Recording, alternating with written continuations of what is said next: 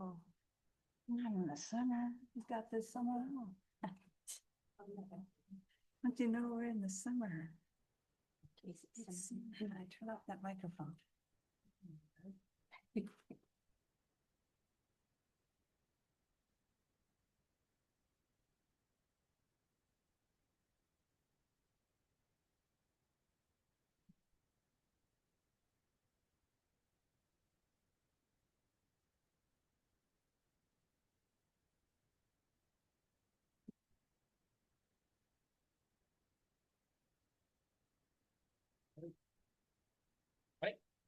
Welcome everyone to City of Greenfield City Council meeting for June 10th, 2025. We'll call the meeting to order. Roll call, please. Mayor White, Here. Mayor Pro Tem Rodriguez. Here? Councilmember Ortiz. Here. Councilmember Jones, Here. Councilmember Garcia. Here. We would skip C. Everyone is here. We now move to the invocation by Pastor Inez Luke.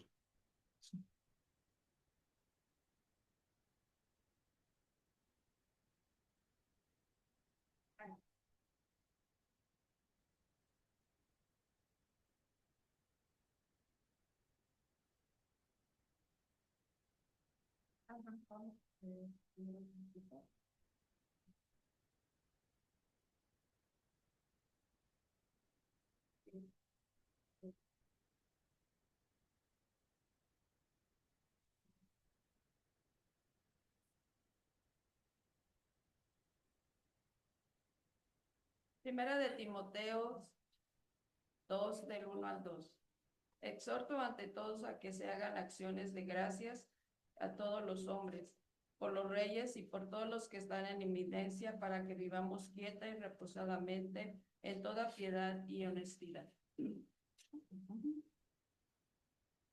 Therefore, I exhort first all of the supplications, prayers, intercessions, and giving of thanks be made for all men, for kings and all who are in authority, that we may lead a quiet and peaceful life in all godliness and reverence. Gracias a Dios por este día y gracias por su amor y su sabiduría. Bendice al concilio de Greenfield, al departamento de policía, a los bomberos, a todas las agencias que ayudan en Greenfield, en el nombre de Jesús. Amén. Thank you, God, for this day. Thank you for your love and your wisdom. Bless the members of the council, the departments, the police departments, the firefighters, the agencies, and everyone who helps in Greenfield. In your name, Jesus, amen. Thank you very much. All right, please stand for the pledge. Allegiance to the flag of the United States of America, and to the republic which stands one nation under God, indivisible, with liberty and justice for all. Like in the wrong place. All right, we'll move to agenda review. No changes, Mr. Mayor. All right, No. we'll move to public comments from the audience regarding items not on the agenda. This portion of the agenda allows an individual the opportunity to address the council on any items of not on closed session, consent calendar, public hearings, and city council business. Under state regulations, no action can be taken on non-agenda items, including issues raised under this agenda item. Members of the public should be aware of this when addressing council regarding items not specifically referenced on this agenda. Do we have any public comments tonight?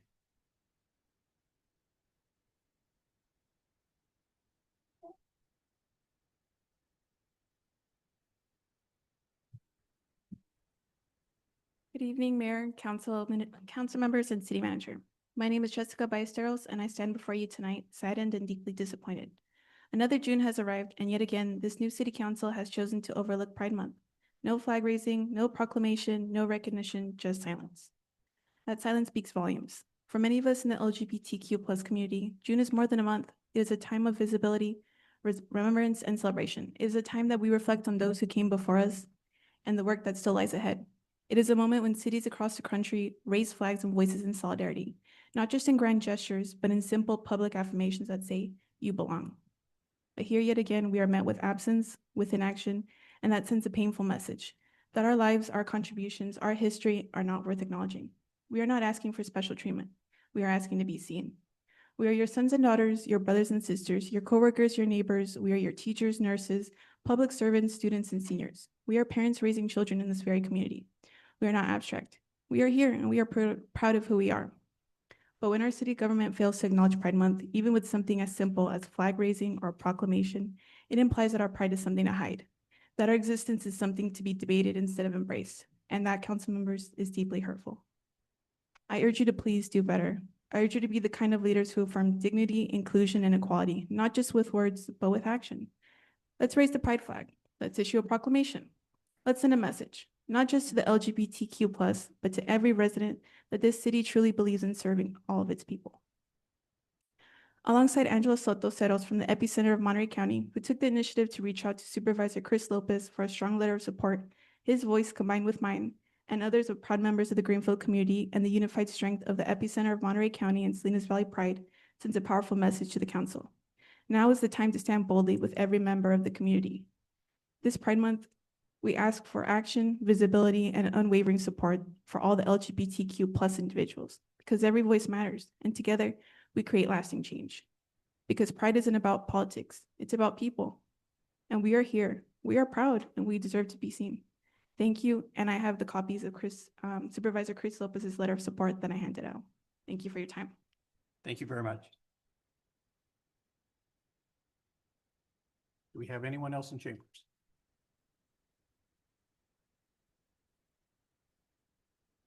I do see one hand raised. David? Thank you. Are you able to hear me? Hello? There you are. Go ahead. Thank you. Good evening, Mayor White and council members. My name is David Orta, a disability student from Hartnell College. I just recently graduated a few weeks ago. I wasn't able to be here in the previous meeting because I was engaged with post-graduation activities and internships.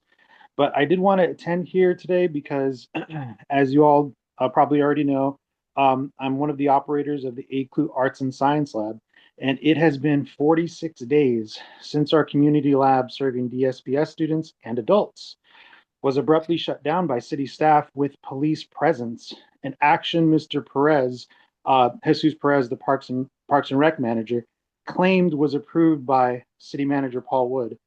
On May 15th, City Manager Wood sent a letter not directly to me as the program lead, but to my colleague attempting to justify the shutdown.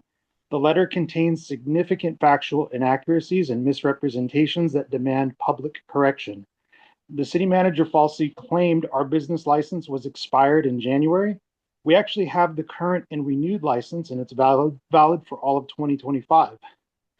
The letter also mischaracterized January's discussions about program focus and facilities request forms, which were all up to date and submitted. We have documented evidence, including emails with Mr. Perez from February, where he also explicitly stated that the city would happily support and promote our adult-oriented programs for college students and individuals 18 and over. But later in that letter, it says that this very adults-oriented model was deemed incompatible by the city manager. And so this is really odd because yet the city's own official Facebook page with edits by Parks and Rec publicly promoted our college lab for adults 18 and older in February. These are not minor discrepancies. They go to the heart of the city's stated reasons for terminating a vital free community service and for the manner of the shutdown which traumatized DSPS students, including myself. We demand transparency and accountability. The public record must be corrected, and the community, especially our DSPS students, deserve apologies and answers for why a supported program was suddenly deemed incompatible based on demonstrably false or misleading pretexts. We urge the council to ensure the city manager addresses these serious contradictions directly and truthfully. Thank you. Thank you very much for your comments. Anyone else?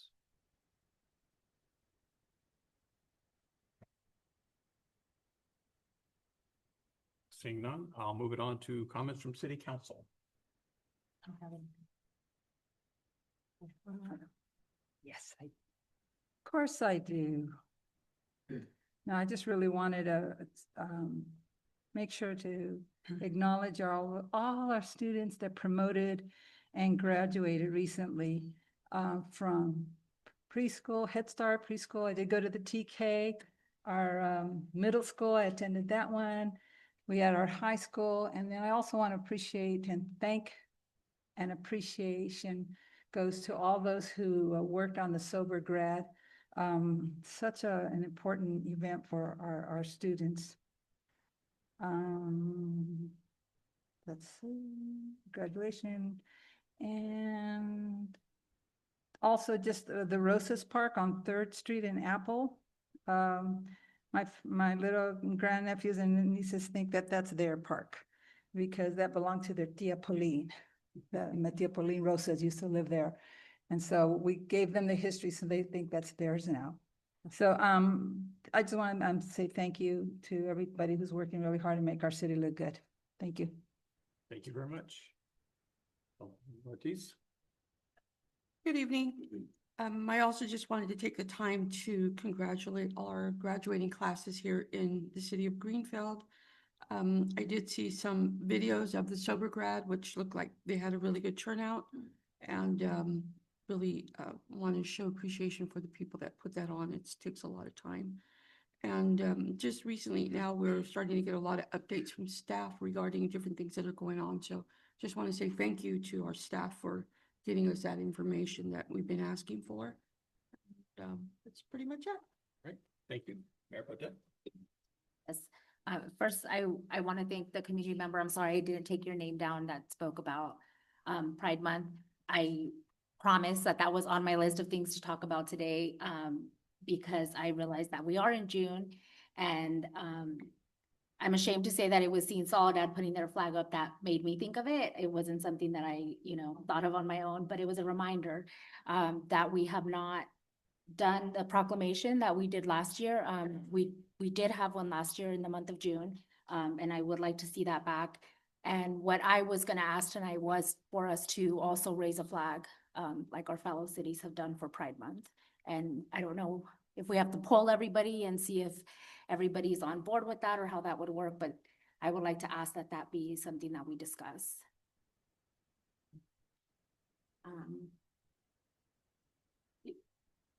The city does have a flag policy, and I'll look it up and see what it requires, and I'll email the city council.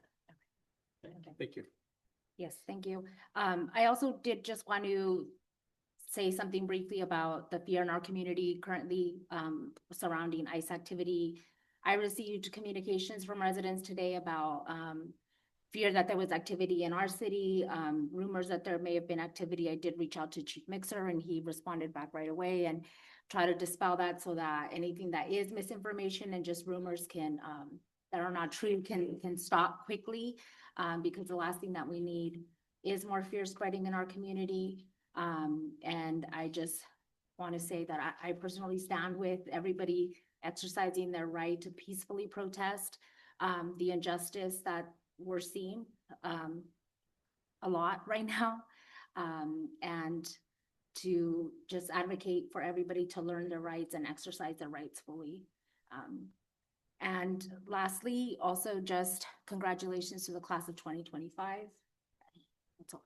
All of us. All of us. My nephew promoted to first grade, so it's exciting for all of us. All right, I have a few things tonight. There is a supervisor listening session, June 18th at the Greenfield Library at 6 o'clock. Come out here from Supervisor Lopez and express any concerns that you may have. So Greenfield Rotary is having another yard sale June 21st at 1232 Avena. Support local events through Greenfield Rotary and get some great buys in the process. Please come out. What day was that? That is June 21st, the Saturday.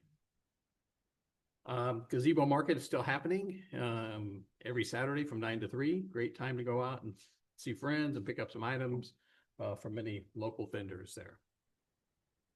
Remind everyone, the senior social is tomorrow at the Memorial Hall at 11 to 1. I'm sorry, 11:30 to 1. Go out and enjoy. And something new is the Greenfield Flea Market. It's on Sundays. It's located at the large vacant lot behind the Greenfield Memorial Hall. It's going to be on it's been on for a few weeks, and I understand it just keeps getting bigger and bigger. So go out and check it out. One thing. Sure, go ahead.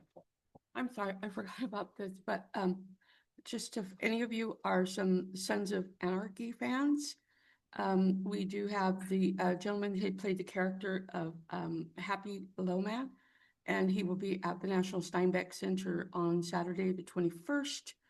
And so if any of you want to go over there, he has just recently written a book, and so he'll be doing a reading there and signing autographs. So if any of you would like to go, and it's free. You just have to show up. Thank you. Great. Thank you very much. We will move to consent calendar. All matters listed under the consent calendar are considered routine and may be approved by one action of the city council unless a request for removal for discussion or explanation is received prior to the time council votes on the motion to adopt. I'll open consent calendar up for public comments.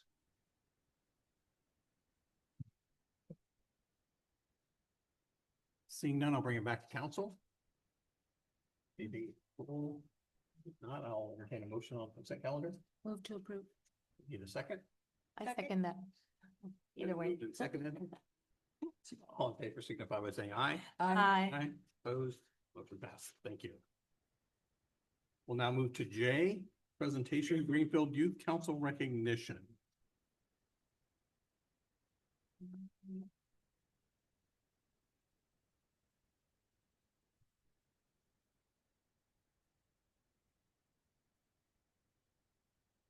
Good evening, Mayor, council members, and city manager.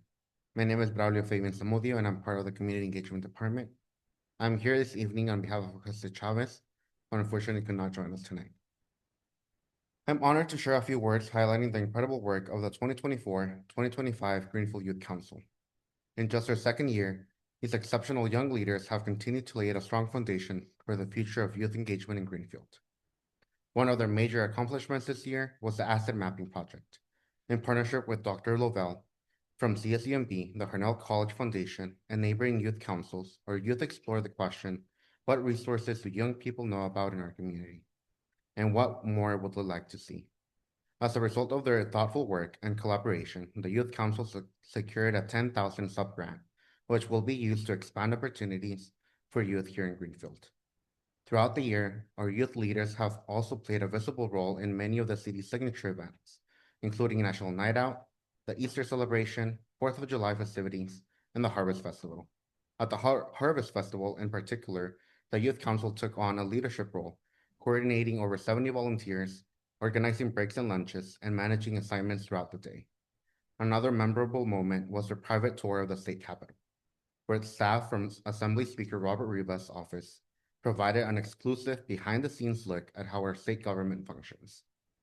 In addition to their civic engagement, our youth council members presented at our local elementary and middle schools, sharing their experiences and encouraging younger students to get involved in their community. A true highlight of the year was the second annual South County Youth Summit, hosted right here at Greenfield High School, in collaboration with youth councils of Soledad and Gonzales. The summit brought together over 65 students, featured 25 resource organizations, and offered 8 workshops centered on youth topics. Mayor, City Council, and City Manager.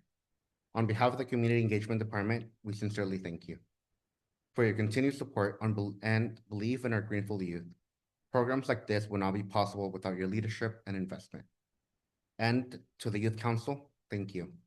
Thank you for stepping up, for using your voice, and for helping shape a better future for our community. You are true difference makers. And at this time, I would like to invite Claudia, one of our outstanding youth commissioners, to share a few words.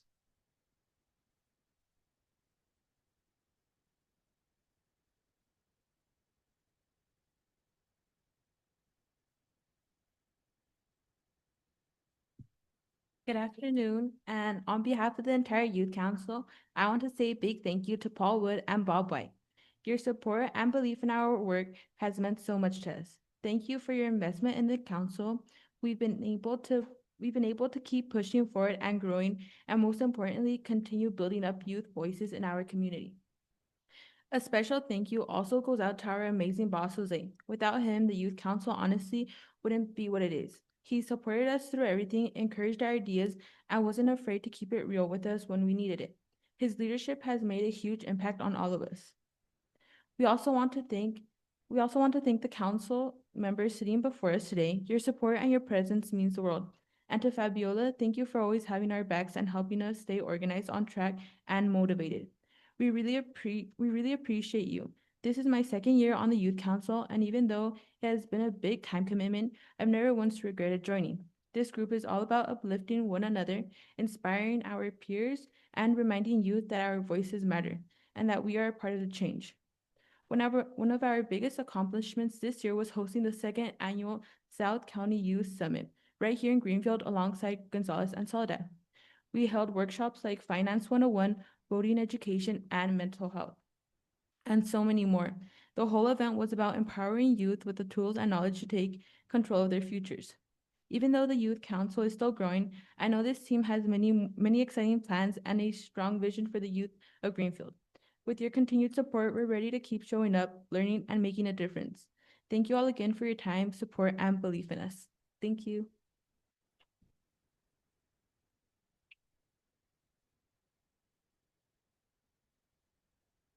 Thank you very much. I actually have two certificates of recognition for each of you.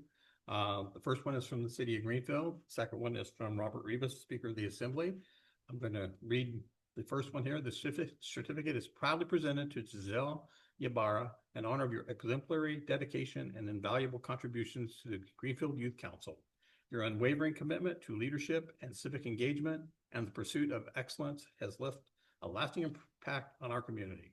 On behalf of the city of Greenfield, we extend our deepest gratitude for your hard work, vision, and for laying a strong foundation that will inspire and empower future generations of youth leaders on this 10th of June, 2025. That's from the city of Greenfield.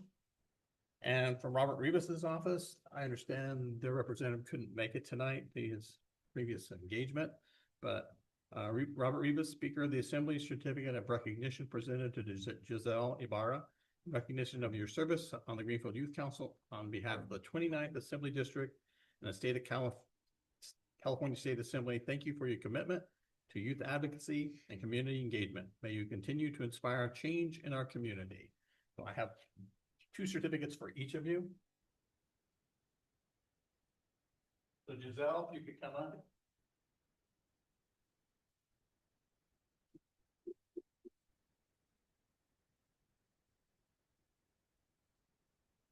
You should have take a picture. Oh my God. The kids. Griselda Martinez.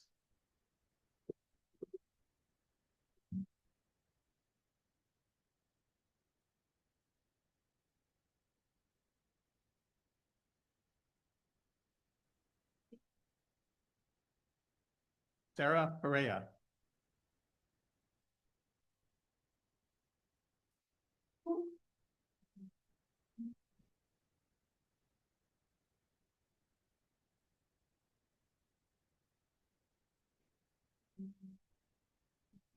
Claudia Gonzalez.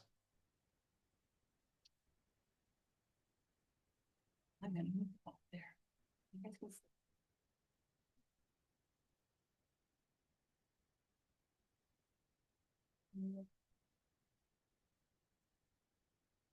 Francisco Acosta.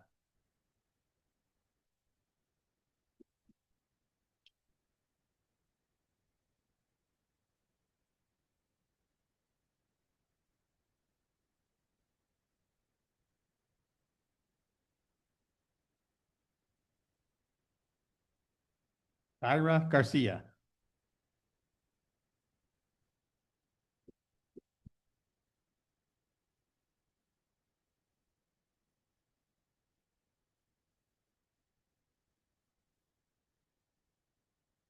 Janet Zenobio.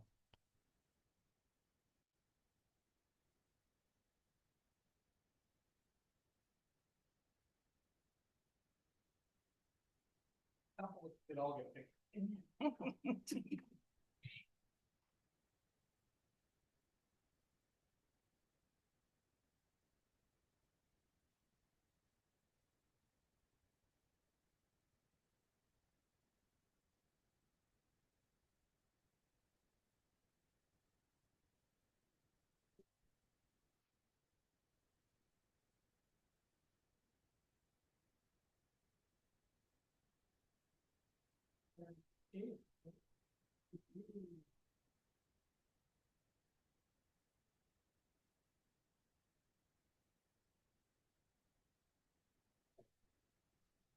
Congratulations.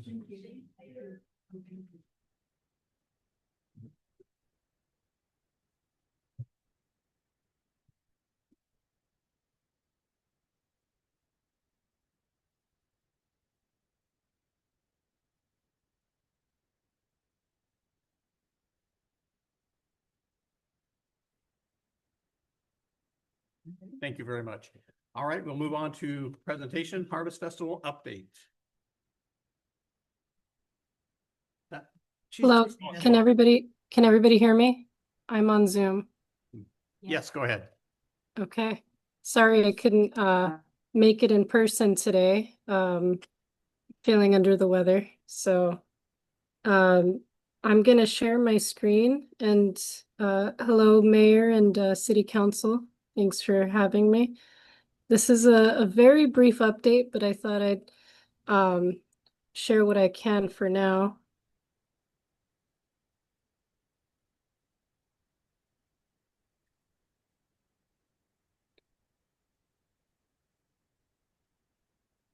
Can you guys see my screen? Yes, we can. Go ahead. Okay. I'm really sad that I missed that presentation for the Youth Council today, but great team that we have. A lot of hard work. So first update for the 2025 Harvest Festival, which takes place October 19th. Whoops, sorry. The first update is a location change. So you'll see that the Harvest Festival will be from Maple Avenue down to Tyler Avenue, and it'll include the area of Village Greens Park.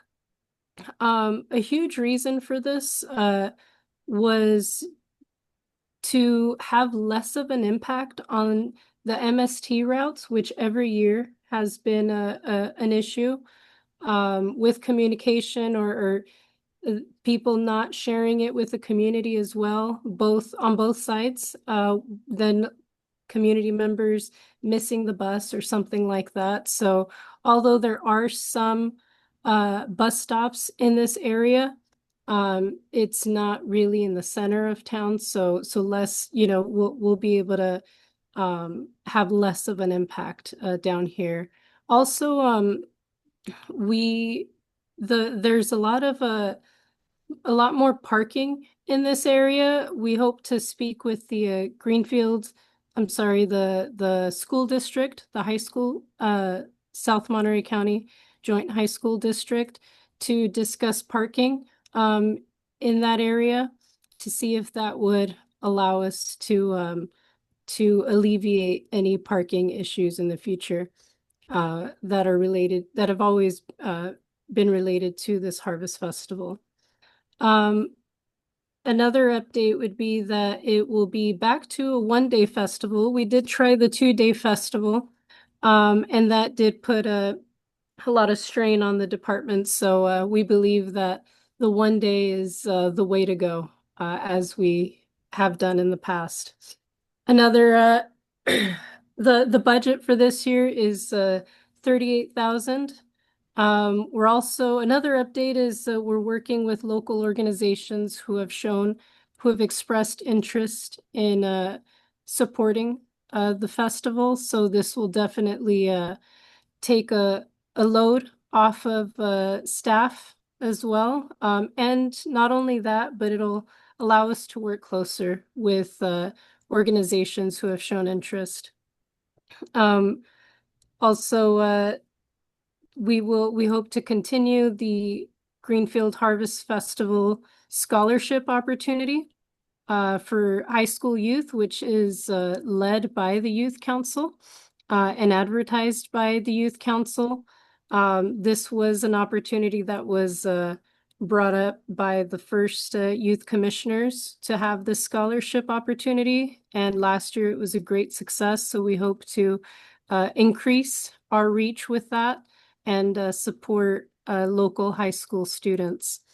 For now, those are the main updates. Really, the location is the biggest thing, and going back to the 1 day is really the biggest update for now. Do you guys have any questions? Any questions? Yeah. I am seeing none. Thank you very much, Fabiola, for I know you're not feeling well, so thank you very much for coming online and giving us a presentation. I appreciate the update. Thank you. All right, we'll move to J3, Code Enforcement and Animal Control. Thank you, Mr. Mayor. A council member had previously asked for this, and we had been working really hard with the police department in putting together a code enforcement and animal control kind of matrix of data related to where they do their work. And I believe everybody at the dais has received the I guess like the metrics and benchmarks, and there are additional copies at the back for anyone who would like to take a look at it. It's kind of small, but I think Luis is going to be able to zoom in a little bit. So Luis, if you could zoom up to the corner. Yeah, perfect. Excellent. Thank you. Okay, so what we've done is every single incident that the code enforcement, animal control, CSOs partake in is logged on a sheet, available to anybody who wants to look at them. What they do is every day they update a monthly spreadsheet, and of all the activities that they're doing, and then we accumulate them on this spreadsheet that basically shows the monthly totals. There are 4 officers. The first column, if you look at all the data, is how many average number of officers on duty throughout the course of a day, and it averages about 2 across all the months. And then the next 2 columns relate to the number of incidents that are dispatched, which means people call the dispatch center and then code enforcement comes and deals with it, versus self-initiated. Because I believe that there was a thought or idea that most of what they do is via dispatch. And if you take a look, Lucy, if you could scan down a little bit to the yellow part, scan down. Yeah, keep going. There it is. Incident self-initiated. 87% of the 3,800 that were recorded as either self-initiated or dispatched were actually self-initiated. So that's just an interesting note. So you could go back to the top. We've basically broke things down into parking related, which is I guess the peach color or orange, animal related, homeless related, property related, and then one more. And then we've got other things. As we moved through trying to figure out how to do this, we kind of added things. They take reports, they meet with community members, and then they do Axon camera data tagging. And then that last column is a bunch of other things that they do that are listed out every single day. They do things like go to the schools and help with kids getting to school, making sure they're using the crosswalks. Also when they leave the school. And there's a whole host of other things that don't necessarily fall neatly into the 4 categories or so that we've defined. Once again, the details on all those can be found if you want to ask for the individual day worksheets. So Luis, if you could go back to the far left, and I want to take a look at the we've put things on graphs to see if there was any kind of correlation, any kind of information. There is some, I believe, that we can kind of glean from it, but not sure if it's something that we want to continue doing in depth, but we'll wait for any feedback. The first is parking related.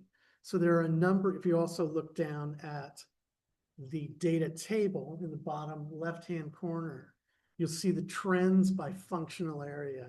The functional areas that we're talking about are parking, animal control, homelessness, property, and other. And so you see there's hundreds of calls that happen. And sorry, by the way, this is through May. They've addressed a total of 4,650 incidents over the 11 months, which is around 423 incidents per month. A lot of them are parking related, and a lot of them are animal control related. So can you just go back up to look at the numbers? Yeah, so the pink area shows the number of, as you can see, yeah, let's look at the titles. I think it's interesting what it is that most of the calls relate to. So in the parking area or vehicle related, abandoned vehicles is the first column, about 70 calls a month, or incidents per month, not calls. Inoperable or unregistered vehicles, about 15 per month. People parking on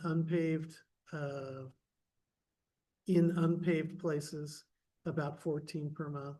Other parking violations, and then also vehicle code violations, of which there are, that's the biggest category. In animal related, it just says animals, like picking up animals.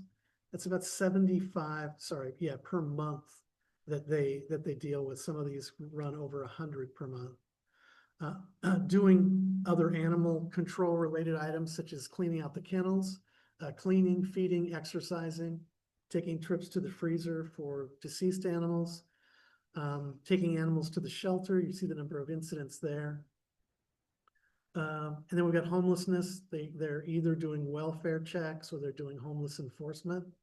And then we've got then property, unlawful accumulation citations, going out about 14 per month. And then we graph them. What you want to do when you look at a graph versus a table of data is see if there's any correlations that you can make about anything. The first one, parking related, well, it looks like, it's showing us the vehicle code violations are the highest, followed by the abandoned vehicles. And then there's like everything else, right?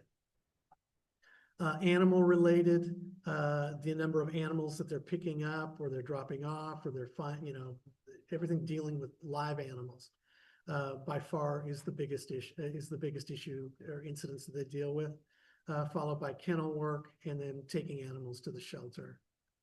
Homeless related, the big spike in homeless enforcement looks like in November, and then it was down, and it looks like it's going up between March and April. And then property related looks like it's kind of, if you looked at a correlation line, might be flat, might be going down a little bit, but there's only four people on duty. So if you're increasing in one thing, you're probably going to be decreasing in another. So probably the best thing we can kind of glean from the information is that they're focusing on some things some months and other things in other months. And probably the best thing we can do is to kind of decide what might be the best months to do particular things and the best months to do others. If you go down to the bottom left, okay, so this is the trend by functional areas. Looks like, yeah, parking. Is it parking? Let's go to the graph. Yeah, so the top one looks like that's parking. So they do the bulk of their work in parking. The orange is animals. The purple is other. So it looks like they're doing a lot of work in animal control, and then it bumped up in January that they were doing a lot of other things. And then the bottom two are homeless and property issues. And then the last graph, I think it's the last graph, self-initiated versus dispatched. Yeah, so this shows the difference between the self-initiated incidents and the dispatched incidents. It's mostly self-initiated. And then you can see the total there. So it looks like, once again, if you were to look at the trend, looks like it's flat to slightly down, although there might be an issue with that. But it's relatively consistent. You know, they might have more in August and September and October, but less in the winter months. So that's a snapshot, and this sheet is the kind of data that we want to do for everybody, for not just code compliance, but do it for building, for finance, that basically shows the data that we've got and what we're collecting, because it will become the basis for how we feel about the job that we're doing and how council feels and how the community feels, and hopefully be the basis of a community survey, hopefully maybe next summer, about, hey, how are we doing? This is what we're measuring. This is what our benchmarks are. And we'd like to get the community input as to how you think we're doing. And then the input from that will hopefully inform us as to what changes we need to make and how we're doing. Okay. So that concludes my part. If you've got questions about details, Captain Paredes is here to assist with that. Questions? I have questions. Mine is about the homelessness. So law enforcement and code enforcement are both interacting with our houseless that are here? Yes, what they'll do, they'll assist Caltrans, like the people that are camping out right there off the off ramps, or code enforcement will help them there. I mean, they'll contact them to come out different sites that they're doing their encampments, man, and they'll come and do it, and they'll help them out. I have a request, and I don't know if I can do that, but I'm going to say it anyway. I have a family friend that we've been looking for her son since February, and he's, I don't know, Salinas, Watsonville, somewhere. But we drive around and we look for him, but, you know, we ask questions, but, you know, is anybody taking names? And I would really like to see that happen here in our city, that even when you do come in contact, get a name, you know, because there's a lot of family members out there looking for their loved ones, and regardless whether they're houseless or whatever, you know, I don't care. But it gives the family comfort to know that somebody saw them. For an example, with my friend, nobody's seen him. We don't know where he's at, you know. So if somebody even said, hey, you know, we saw him, or we contact police department, they say, oh yeah, we made contact with him a week ago or something. And it brings some kind of comfort to a family, saying, you know, at least he's still alive, right? Of course. So I'm just asking that, you know, that we take the time to get information on the people, at least get a name. That way, if a family member does come to our city, you know, asking if they've seen them, that we can give them some kind of information. Our officers are taking people's name when they deal with them. They do take their names. Yeah, thank you. Okay. That was all. Right. Any other questions or comments?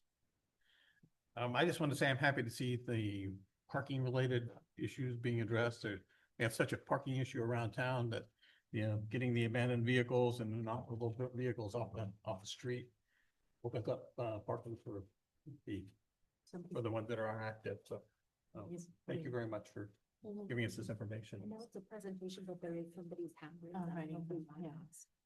Yeah, we don't usually do comments on presentations. All right. Okay, we'll move to public hearings. K1, adopt a resolution of the City of Greenfield approving the engineer's report regarding the proposed levy and collection of assessments for the City of Greenfield Landscape and Lighting Maintenance District Number 1. fiscal year 25-26, and adopt a resolution of the City Council of the City of Greenfield ordering the levy and collection of the assessments within the City of Greenfield Landscape and Lighting Maintenance District number 1 for fiscal year 25-26. Staff report, please. Good evening, Mayor, Mayor Pro Tem, council members. In the interest of efficiency, I'll make one presentation for all 6 of these public hearings. And then you can open the public hearing, close the public hearing, city council comments, review and action, and then keep in mind that there's 2 actions that have to take place in each public hearing. There's 2 resolutions per. And this is, you see this every year. By the way, I'm Doug Pike, city engineer. When we bring to you an update of the existing maintenance assessment districts and to adopt the assessments for the next fiscal year, generally what we do is we simply add a CPI, which is allowed by law, to the assessments so that the assessments keep track with the increasing costs of maintenance.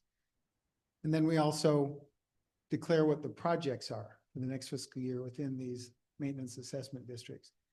And just to remind you, the assessment district program has been around in the city since about 2006.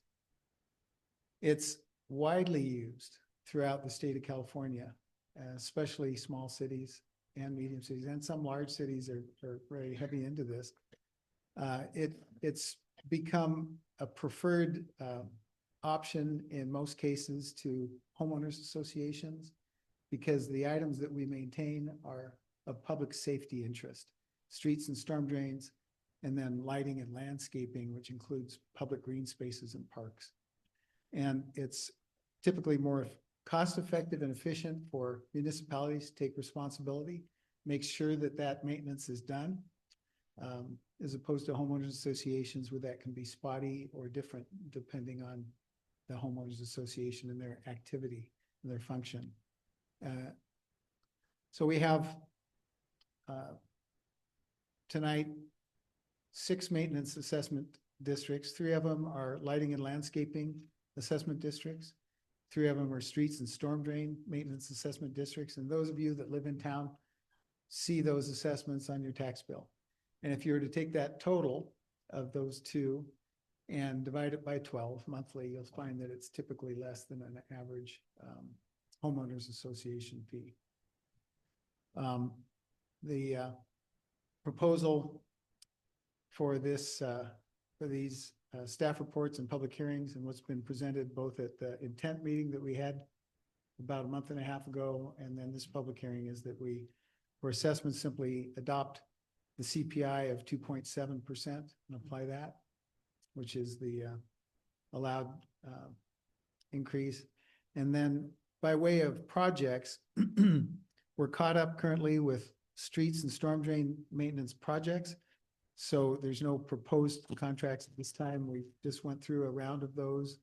And so we'll build the funds and be prepared for the next round of maintenance.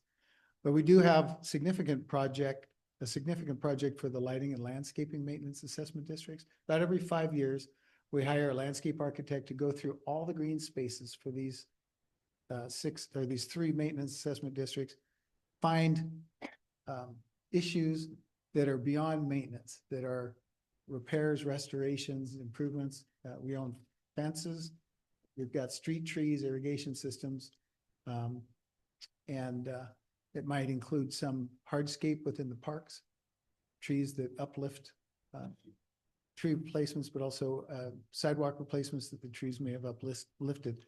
So in this coming fiscal year, there's sufficient budget allocated to both do the assessment using a licensed landscape architect, put the contract out to bid, and then complete that extra maintenance work in all the green spaces and parks that are within those assessment districts. Because those that pay those assessments deserve, high quality green spaces and high quality facilities. Lighting typically involves repairing light poles that might be damaged that PG&E wouldn't normally repair, and luminaires replacement, and if we have streetlights that are not working, and also pay the electrical fee for the lighting in those districts. So at this time, that's the completion of the report. If you have any questions, I'd be glad to answer those. Otherwise, I'll leave you to the public hearings. All right.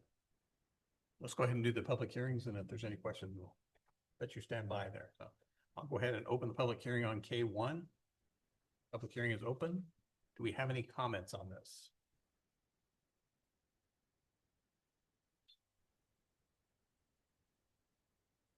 Seeing none, I will go ahead and close the public hearing on that, bring it back to council. Do you have any questions or comments regarding K1?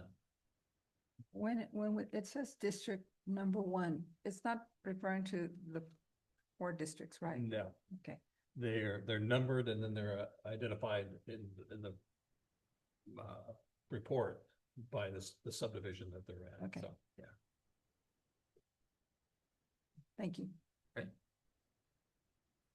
Any other comments? My question is more for Jennifer. Are we gonna adopt each one and then open up a public hearing for each one? Yeah. Okay. I would move to adopt resolution 2025-44 and 2025-45. We have a motion. Do we have a second? Second. Been moved and second. All in favor signify by saying aye. Aye. Opposed? Motion K1 passes. K2, adopt a resolution of the city of Greenfield approving the engineer's report regarding the proposed levy and collection of assessments for the city of Greenfield Landscape and Lighting Maintenance District Number 2, fiscal year 25-26, and adopt a resolution of the city council and the city of Greenfield ordering the levy and collection of assessment within the city of Greenfield Landscape and Lighting Maintenance District Number 2 for fiscal year 25-26. We did the staff report, so I'll open the public hearing on this one. Public hearing is open. Any comments on this one? Right, and I will go ahead and close the public hearing and bring it back to council. Any questions on this one? I'm just gonna read it off. Move to, oh, go ahead. To approval of resolution 2025-46, 2025-47. Second. Been motioned in second. All in favor signify by saying aye. Aye. Opposed? Motion passes. Thank you. K3, adopt a resolution of the city of Greenfield approving the engineer's report regarding the proposed levy and collection of assessments for the city of Greenfield Landscape and Lighting Maintenance District Number 3, fiscal year 25-26, and adopt a resolution of the city council, city of Greenfield ordering the levy and collection of the assessment within the city of Greenfield Landscape and Lighting Maintenance District Number 3 for fiscal year 25-26. We did the staff report. I will go ahead and open the public hearing. Public hearing is now open. Have anybody who wants to comment? We'll now close the public hearing and bring it back to council. No comment. Move to approve resolution 2025-48 and 2025-49. Need a second? Second. Motion been seconded. All in favor signify by saying aye. Aye. Aye. Opposed? Motion passes. Lots of reading tonight. K4, adopt a resolution, the city of Greenfield approving the engineer's report regarding the proposed levy and collection of assessments for the city of Greenfield Street and Drainage District Number 1 for fiscal year 25-26, and adopt a resolution of the city council, city of Greenfield ordering the levy and collection of assessments within the city of Greenfield Street and Drainage Maintenance District Number 1 for fiscal year 25-26. Open the public hearing. Public hearing is now open. Any comments? Go ahead and close the public hearing on that one. Bring it back to council. Move to approve resolution 2025-50, 2025-51. Second. Been motioned and seconded. All in favor signify by saying aye. Aye. Opposed? All right. K5, adopt a resolution, city of Greenfield approving the engineer's report regarding the proposed levy and collection of assessment for the city of Greenfield Street and Drainage District Number 2 for fiscal year 25-26, and adopt a resolution of the City Council of the City of Greenfield ordering the levy and collection of assessments within the City of Greenfield Street and Drainage Maintenance District Number 2 for fiscal year 25-26. Open the public hearing.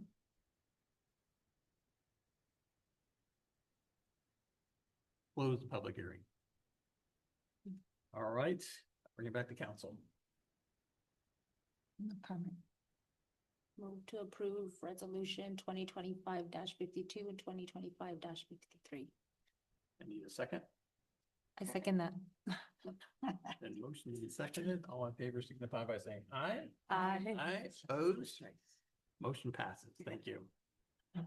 K6, adopt a resolution of the City of Greenfield approving the engineer's report regarding the proposed levy and collection of assessments for the City of Greenfield Street and Drainage District Number 3 for fiscal year 25-26, and adopt a resolution of the City Council of the City of Greenfield ordering the levy and collection of assessments within the City of Greenfield Street and Drainage Maintenance District Number 3 for fiscal year 25-26. I will open the public hearing.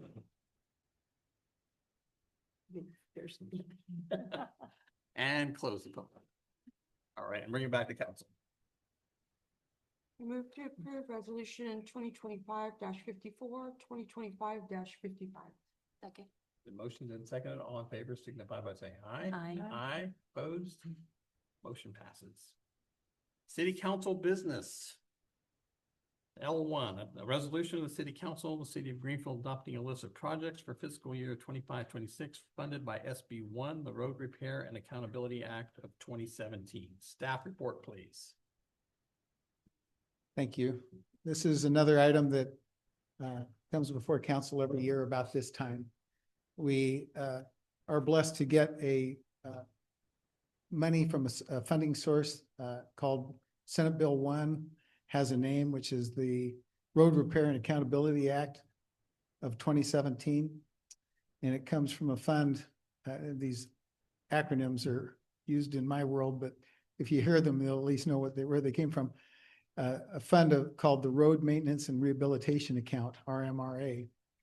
And they have sources of funds for these monies that were allocated each year come from the 12-cent per gallon gasoline excise tax, a 20-cent per gallon diesel excise tax, vehicle registration surcharge, and $100 per year zero emission vehicle registration surcharge. The amount that we're being allocated as a city this next fiscal year is $561,518.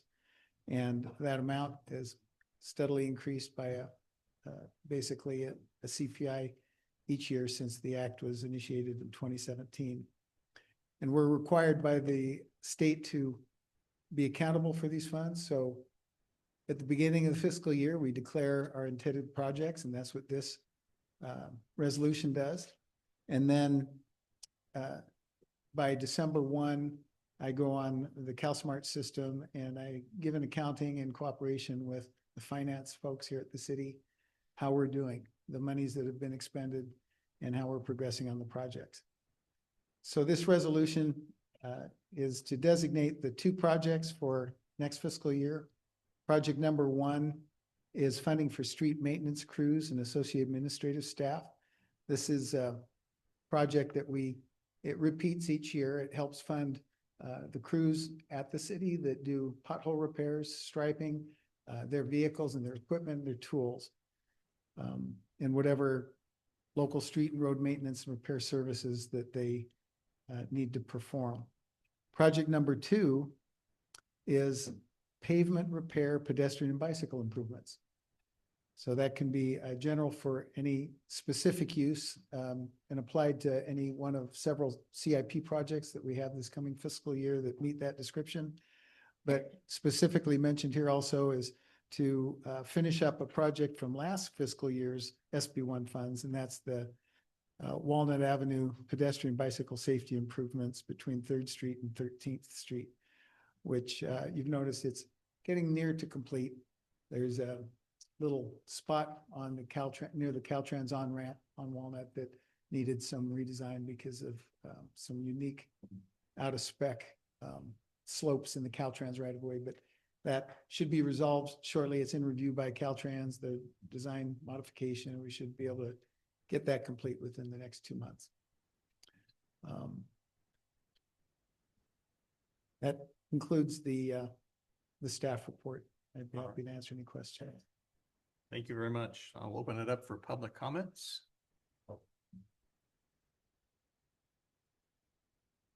Bring it back to city council for comments, reviews, questions. I have a clarifying question. The letter that was sent over by MST by Michelle Overmeyer, that was shared with us today, that is covered. It was expressing support for continuing the repairs between 3rd and 13th that you mentioned, right? But I just wanted to make sure, even though it's not like explicitly stated about it being a priority for the shopping center to be able to make the necessary repairs to Walnut, to have a bus stop there for the circular, that is something that we're working on with MST to ensure that we can add a bus stop there at the shopping center. You know, the MST project is not specifically included in either of these projects, but SB1 funds would be eligible for those improvements if they're hardscape improvements like modifications to the sidewalk or even street furniture, if it was deemed appropriate. But MST is paying for most of those stop improvements. So they have their own funding sources and typically would not be this. Yeah, I think where it kind of doubles over, and Jamie, you can correct me if I am wrong, because I'm not completely sure, but they need for us to make improvements to the sidewalks and add some kind of stop there in order to be able to add the bus stop. And they would cover the bus stop cost, but they need us to do like the repairs to the sidewalks, right? So that's a little bit correct, yes, Mayor Pro Tem. So we were trying to get a stop at the shopping center, that's the Santa Lucia Shopping Center, for the circulator route. Unfortunately, MST does not want to cross over the roadway at an uncontrolled stop. So we did look at the viability of placing a three-way stop there, but it's actually, and I don't have the terminology on me right now, but Doug probably does. It's not viable where you have the on and off ramps and the level of service. That's what it is. We can't provide the level of service to all the vehicles in the community going across Walnut if we put a stop sign in there. They did look at any other modifications that they could do to be in the shopping center and said that their safety records and aren't allowable on that. So I apologize. I've been out sick, so I might be rambling a little bit. But in the future, the plan was to put a stop on the other side when we widened the roadway. But then they would have to travel down to the corner and cross there as well, unless we can get a RFB crosswalk there, but it wouldn't be a controlled stop. And is that part of the plan though for this coming year? The widening project, is that happening? So that all depends on the school district getting between 7 and 11 members for their 7-Eleven committee. They currently do not have enough. We're up to 6 members and it can't go to their board yet. They have to have a separate committee to surplus the property that we would like to purchase. So every time that occurs, they have to get members of the community to engage and be involved. And once they have at least 7 applications, they'll be able to go to the board to approve that committee to meet to discuss the offer that the city has given for this property. So it's an unknown timeline at this point because there are not enough applicants. I've been pounding the pavement as well as the school district, trying to get interest and get more people to apply. So they're having trouble getting enough people for their committee to approve the sale, correct? Correct. So until that's resolved, then for the time being, there's just no way we'll be able to provide service to the shopping center. That's what it sounds like. So once they get that committee together and they review the city's offer to purchase the property, if that committee says, yes, this is a good idea, they submit that to the board, and then the board can agree or disagree to sell the surplus property to the city. There's notifications just like anywhere else. see if there's any other interest. At that point, once we purchase the property, if they would like to sell it to us, then we start the design of the project. So, I mean, there's still design that has to be done. The design is not done for that project. That's just like with our new water well, we're purchasing the property before we go out to design. Yeah, so there's still quite a bit of time in between now and then. I know this is getting a little bit into a different issue with the transportation, but just with the on-call services ending at the end of this month and, you know, that being our main shopping center, you know, if we could look at ways to, I know we don't have taxis here, but to make use of that program. I know MST staff was going to be trying to work on something too, because it isn't just the residents that qualify for the para rides that do need a ride to the shopping center, you know, and so not having that access point to the shopping center, I think it should be a top priority to figure that out. Yeah, but thank you. Thank you for clarifying. Thank you. You're welcome. Great. Any other questions for council? If not, I'll entertain a motion on resolution 2025-56. Move to approve. The motion to approve, I need a second. Gotcha. Been moved and seconded. All in favor signify by saying aye. Aye. Opposed? We'll move to L2, adopt a resolution of the City Council, City of Greenfield approving a professional services agreement with Robert D. Niehaus Incorporated for the 2025 sewer rate connection fee study not to exceed the amount of $29,730 and project management fees not to exceed $5,500, and authorizing the city manager to execute the agreement in support of an expedited project timeline. Staff report, please. Good evening, Mayor White, members of the council. My name is Tony Nisich. I'm with M&S Engineers. I'm the project manager on this particular project. The item before you was a resolution, the request for a resolution approving a professional services contract with the firm of Robert Niehaus Incorporated for a comprehensive sewer rate and connection fee study. Typically, these studies take place about every 5 years. In this particular case, the last update was in 2023. During that update process, we believe that the major expense in the sewer enterprise was going to be the new required new facilities for the wastewater treatment plant. The city was operating under the assumption that would be paid for by grant funds because it met those requirements at that time. We've been advised that that is no longer the case. The state has changed those guidelines, which means we have a major piece of the infrastructure that's not accounted for. So the appropriate action is to go back and now do a study, assuming that we have to pay for those costs with some combination of grants and or loans, whatever. So in any case, we have to do something called a fiscal sustainability plan, where we explain to the state whether it's a grant or a loan, how we're going to meet all those expenses. And this report is going to give us that information and show us how we can maintain both the operations and build the required capital to be in full compliance with the state law. So our recommendation is to adopt the resolution approving this professional services contract. The one other thing that is in here, and we mentioned in the report, that because of the expedited time frame for the city's application for the grant and or loan funding, we didn't do a normal request for proposal process, which we normally do for these kinds of things, but that would take probably 90 to 120 days, and we think it's critical to not do that. So the resolution approves the finding for the council to say we recommend that we do it because of the necessity. So with that, a recommendation is to adopt the resolution. Do I have any questions? Great. I will open it up for public comments on L2.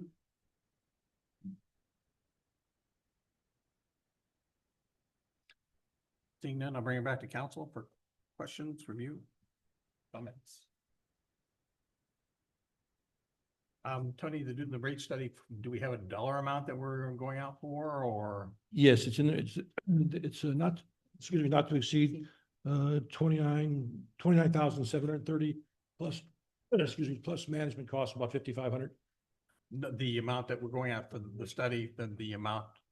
that we're trying to generate? How much? Well, the cost of the plant is approximately $100 million, and that's the part that was not in the last rate study, which is why we suspect that when we include that cost, there'll have to be a rate increase, but it's a complicated process, the rate study. If you read the boring stuff that's in here, under law, we have to do a lot of things to generate rates, and we have to break it out by distribution and treatment and administration and a bunch of things. And then we have to assign those costs based on the estimated proportional for each one of those items and put it all back together, et cetera. So it's difficult to know what they may become, but it's a lot of money. Everybody will use a piece of the treatment plant, and we need it for a variety of reasons, as you had a recent briefing on that. So the process, once we get the numbers loaded, it'll be what it is. After this, assuming the council approves it, we would come back to complete report and say, here's what it says. And if the council agrees with that, then we would start the formal Prop 218 process to modify the fees. I know it's been a moving target as far as the costs that's involved. Are we going to have some variations in numbers? Are we looking at like 50 million, 60 million, 80 million? What numbers are we looking at? Yeah, I think to do that, what we're going to do is we're trying to pay for the recommended project, which is the entire project. Right. We may have to phase it based on financing and other community needs, but for purposes of rate study, the recommendations we take the full project, which we do have designed, by the way. So that's where that $100 million number comes from. Okay. We will do that, and we'll look at what the answer is in terms of the rates, and then we'll have to make a decision. And based on the decision, the council will go forward with the public hearing that implements those rates. Okay. All right. Any other questions or comments? When would we hear the report back? I'm guessing 30 to 60 days. You know, once we load all the information in, and there's a lot of information, but this particular firm, as we say in the report, did the previous one, and they have the rate loaded in. A lot of the information is loaded in there. We'll just have to update the current costs and the city's capital program. When we put that in there, they'll run it, and then they'll come up with the recommendations. We'll review it, and at some point we'll come back to the council with that report for approval to start the public hearing process, which, as you know, requires the 45-day noticing and a bunch of other things. Any other questions? If not, I'll entertain a motion on resolution 2025-57. Move to adopt. I have a motion to adopt. Do I have a second? I second that. Been moved and seconded. All in favor signify by saying aye. Aye. Opposed, motion passes. L3, a resolution of the City Council, City of Greenfield, declaring the properties identified in this resolution as public nuisance and direct the Director of Public Safety to issue an order to abate the property owners. Staff report, please. Good evening, Mr. Mayor, City Council, Mr. City Manager, Captain Andrew Paredes. Resolution to declare properties a public nuisance. The background. Ordinance 1860 requires council to declare hazard, vegetative growth, refuge public nuisance. A revision of 1860 adopted in March of 2020 to address public safety hazards. As of March 3rd, 2025, this year, a courtesy flyer was sent out in English and Spanish, sent to prior year contact property owners. April 2025, with the water bill included abatement flyer with the website reference.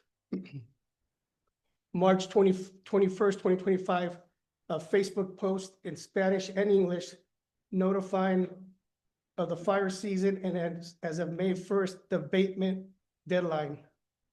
The week of April 15th of 2025, Greenfield Fire Department began property inspections. On May 3rd of 2025, first warning letters were mailed. As of May 15th and June 2nd, excuse me, second and third courtesy letters sent to non-compliance owners. As of June 10th, 2 properties remain out of compliance. Next step, council must adopt a resolution to declare these properties a public nuisance. Any questions? Questions? been before us before on various forums, so. Any questions on this? No. I didn't, I identified all the properties and I went around and looked, and looked like most of them have complied. Looks like just, like you said, just a couple. So. Just the two, sir. Yes, sir. Okay. You notice the one behind the bakery by the apartments? There's the bakery and the apartments, and then behind that it's for sale. The gate was down and Yeah. that's so, what I'm saying. so what's going on with that? And are they still responsible for it to clean it up? No, that's, The owners would be responsible. Yeah, it'd be the owners, that's yes. the one, that, so. We've had it in process for quite a while. Yeah. So they've got prior years where they Right. did not abate. Yeah, so it goes on whoever buys it picks up the Yeah. bill. But doesn't, oh, so they would have to pick up the Yes. buildings. Yeah, Okay, it's attached to the property. okay. Right. Any other questions or comments? If not, I'll entertain a motion on 2025-58. Move to approve? Second. Been moved and seconded. All in favor signify by saying aye. Aye. Aye, opposed, motion passes. Thank you. Thank you. We will adjourn to closed session. I'll turn it over to legal to make the announcement. The city council will meet in closed session to discuss pursuant to government code section 54957.6, conference with labor negotiators. The agency designated representative is city manager Paul Wood. Employee organizations are Service Employees International Union Local 521, International Union of Operating Engineers Local Number 3, Professional Firefighters International Association of Firefighters Local 4656. We'll open it up for public comments. Seeing none, I'll adjourn us to closed session.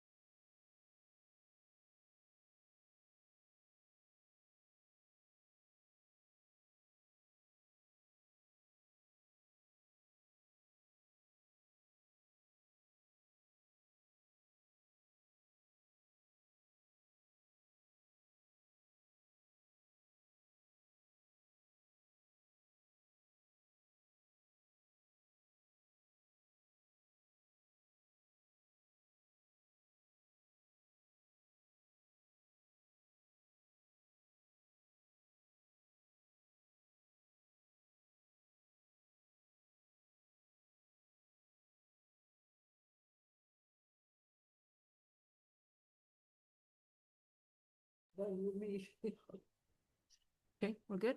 We're good. All right, we'll reconvene to open session. There was nothing to report from closed session. We'll move to the city attorney report, I have nothing to report. city manager report. Nothing to report.